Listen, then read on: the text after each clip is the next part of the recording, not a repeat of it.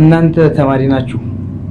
ተማሪ ደግሞ ሁሉን ይማራል። ሁሉን የማህበራዊ ክንውኖችን መብላት፣ መጠጣት፣ መሄድ፣ መቀመጥ፣ መተኛት፣ መነሳት፣ ከፍ ሲል ደግሞ ስለ ንግድ፣ ስለ ቢዝነስ፣ ህዝብን በታማኝነት ስለማገልገል ሌሎችንም ይማራል። ህይወት እየጠበበ ኑሮ እየከበደ ሲሄድ ሰው ራሱን ለማሸነፍ ትግል ይለማመዳል። ለምሳሌ እኔ ዛሬ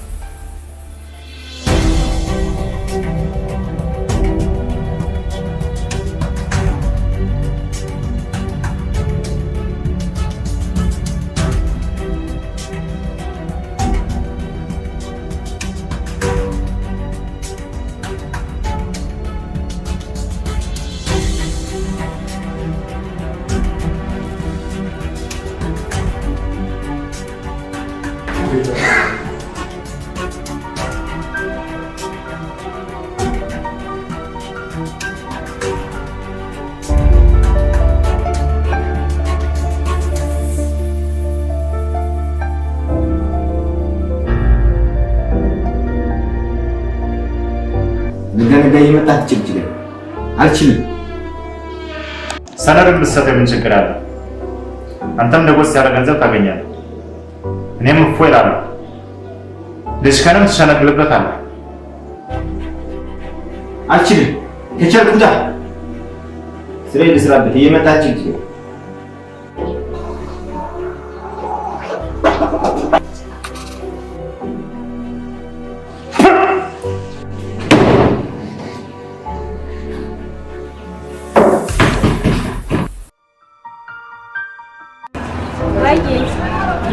ሰላም ነው? እሺ መጣሽ።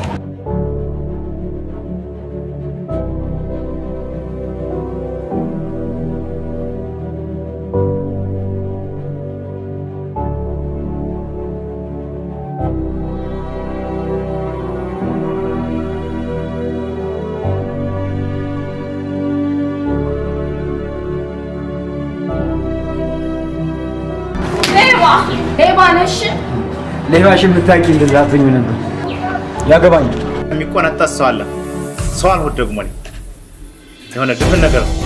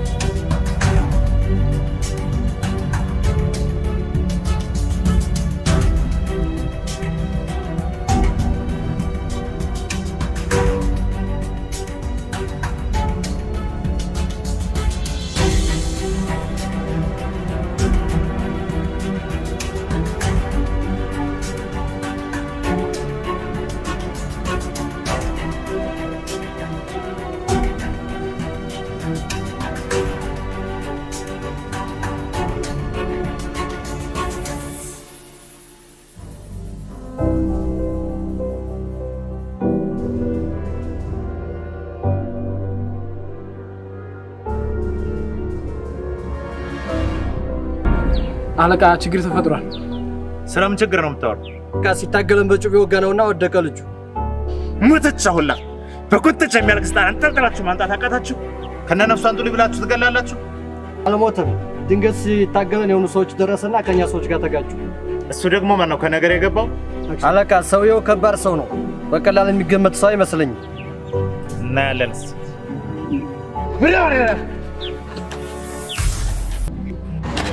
ተጎድቷል። መድኃኒት አመጣ ይፈርፋል። ገና ነው።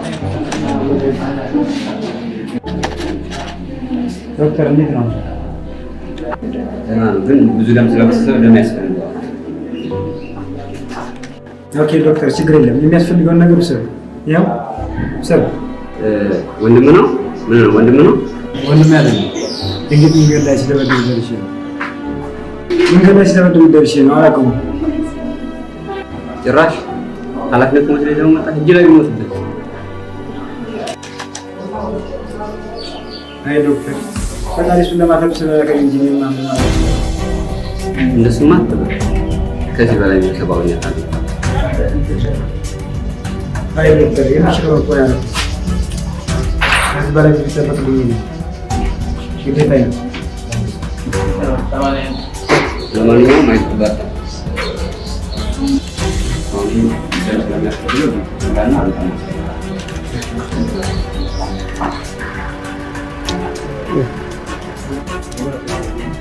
ሄሎ አሚት አዎ እዛ ሆስፒታሉ ጋር ነው። እሺ እጠብቃለሁ። እሺ ቻው።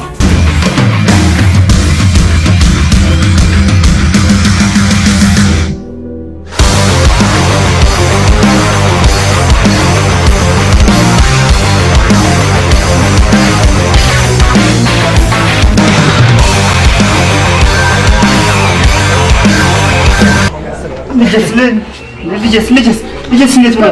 ተረጋጋ እንዴ ምን ነካሽ? ልጅ እኮ ነው። ተረጋጋ። ሲነቃ ትገባለህ። ተረጋጋ። ስራችንን እንስራበት።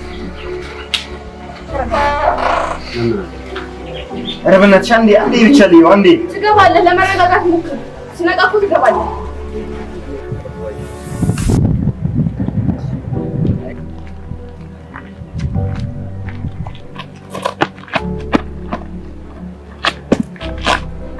ና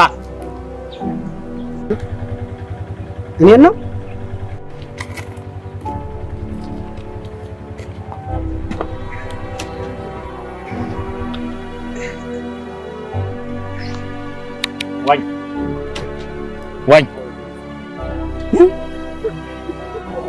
ዋኝ እኮ ነው የምልህ። የት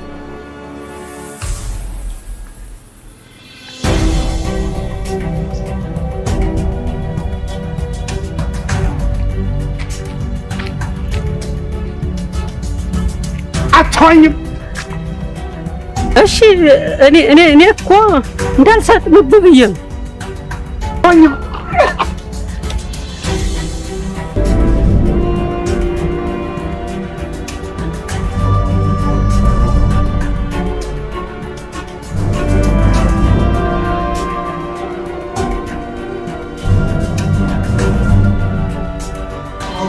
ሲስተር ማን ይዙት ነው? የሆነ ረዘም ያለ ጸይም ልጅ ጥቁር ቀይ ሹራብ ያለው ሎንታ አነስ ያለ ቦስ ይላል። አሁን እኮ ነው ጸይም ረዘም ያለ ልጅ ነው ቀይ ሹራብ ያደረገው። እንደውም ያኔ ስትመጣ እኮ አነስ ያለ ቦርሳ ይዞ እየወጣ ነበር። እርግጠኛ ነኝ መንገድ ላይ ሳትገናኙ አትቀሩም። ቀይ ቦርሳ ያዘ? አዎ አነስ ያለች ቀይ ቦርሳ ያዘ። አውቀዋል?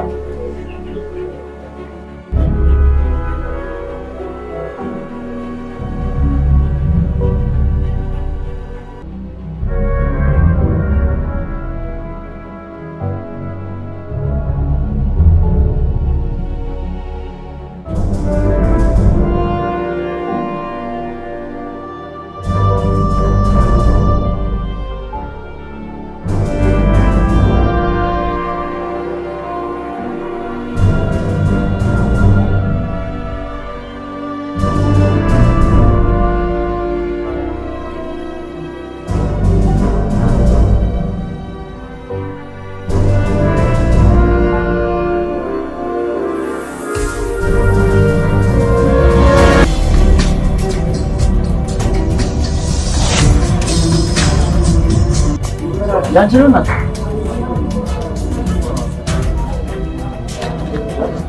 የት አገኘ ሌባ ያገባኝ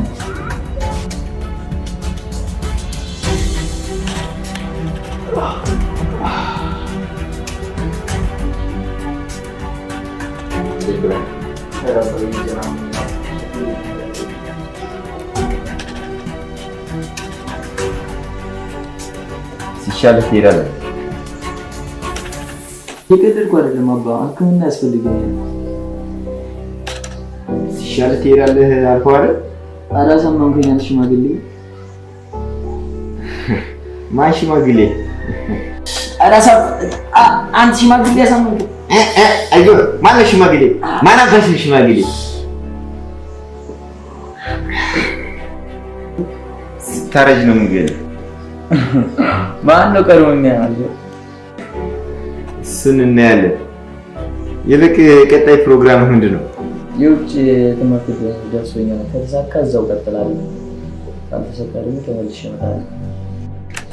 ከተማርክ እዚሁ ትማራለህ፣ ካልሆነ ባለው እውቀት ህዝብን እዚሁ ታገለግላለህ። እንዴ አባዬ፣ ይሄ እኮ ተፈጥሮ ነው። ኧረ ምን አይነት ሙትቻ ትውልድ ነው! ዳቦ ላይ ተቀምጦ ዳቦ ፍለጋ የሚኳትን ትውልድ። ኧረ አባዬ እየተናደድክ እኮ ነው። እናንተ እንድትማሩ አባቶቻችን እኛ ብዙ መስዋዕትነት ከፍለናል። ለሀገር ብዙ መስዋዕትነት አለባቸው። ኧረ አባዬ ተምረውም ስደት፣ ሳይማሩም ስደት። ይህ ምን አይነት ትውልድ ነው? እንደ አባቶቻችን አደግድገው እንደ እናቶቻችን ታጥቀው ምን አለ ቆም ብሎ ችግር እንዲጋፈጡ። ይልቅና ባለው እውቀት ሀገርህን አገልግል። ይህ በየነ አባዬ፣ ይሄ እኮ ለኔ ትልቅ አጋጣሚ ነው። እንዴ አይሆንም። ከተማርክ እዚሁ ትማራለህ፣ ካልሆነ ሀገርህን እዚሁ ታገለግላለህ። ጨርሻለሁ። እንዴ አባዬ፣ ይሄ እኮ ለኔ ትልቅ አጋጣሚ ነው። ምን አስበህ ነው አባ? አይሆንም። እንዴ አባዬ፣ ምን አስበህ ነው?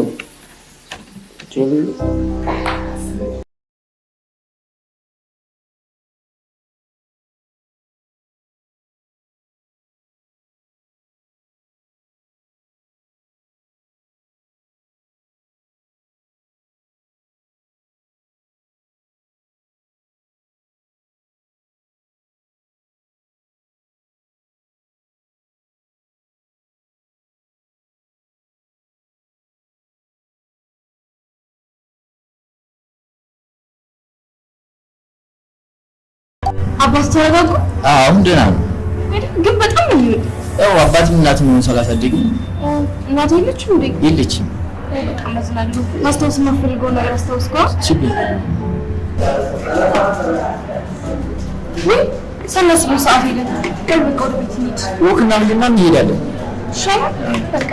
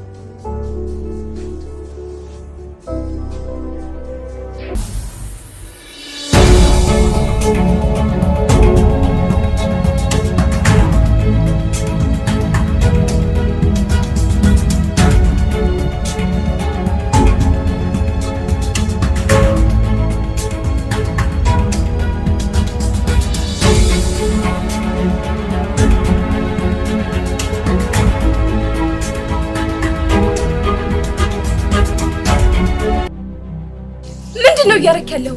ምንድነው? እኔ ቀን ቀን አክማለሁ፣ አንተ ለሊት ለሊት ትፈነክታለህ። ታዲያ ለምን ይሄን አስተማርከኝ? ለምን? እንዳንዱ ጣፋጭ ህይወት ላይ ከጀርባው መራራ ነገር አለ። መራራ ህይወት ነው ያንቺ ጣፋጭ ነገር የፈጠረልሽ። አንተ ሰው ማሰቃየት የኔን ጣፋጭ ነገር ይፈጥርልኛል ብለህ አስበህ ከሆነ አልፈልግም። ባፍንጫዬ ይውጣ። ልጅ ስለሆንሽ ነው ሲገባሽ። አልፈልግም። አባትነትህን አልፈልግም። እቺ ባቄላ ካደረች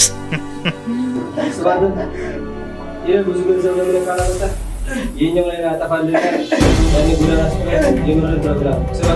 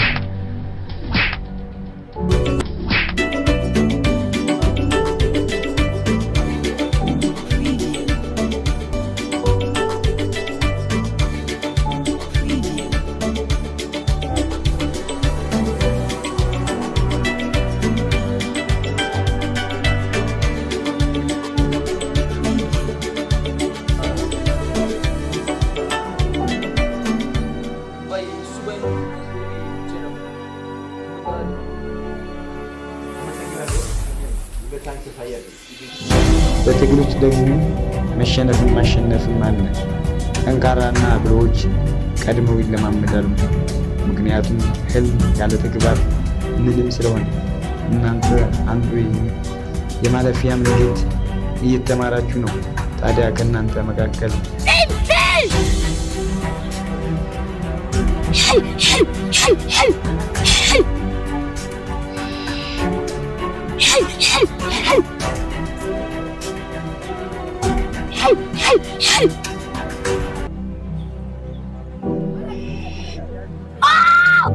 ዶክተር፣ የሀገር አገልጋይ፣ ባለስልጣን፣ ሌሎችም ሙያተኞች ትሆናላችሁ። ባለስልጣን ስትሆኑ አጃቢ፣ ሴኩሪቲ ጋርድ ያስፈልጋችኋል። በአብዛኛው ጊዜ ብዙ አደጋዎች የሚፈጠሩት ደግሞ በአገልጋዮቻቸው ነው። እናንተ ግን በማንኛውም ነገር ሙሉ ሆናችኋል። ሕሊናችሁ ካልፈቀደ፣ ሙያችሁ ካላስገደዳችሁ ማንም አስገድዶ አያሰራችሁም። አንድ ሰው ሙሉ ከሚያደርገው ትልቁ ድርሻ ይህ የምትማሩት ሾቶካን ካራቴ ነው። ከራሳችን አልፈን ወገንን እንጠቅምበታለን፣ ምስኪኖችን እንታደግበታለን፣ ሕይወት እናድንበታለን። ብንሞት እንኳን ያለምንም ምክንያት አንወርቅም።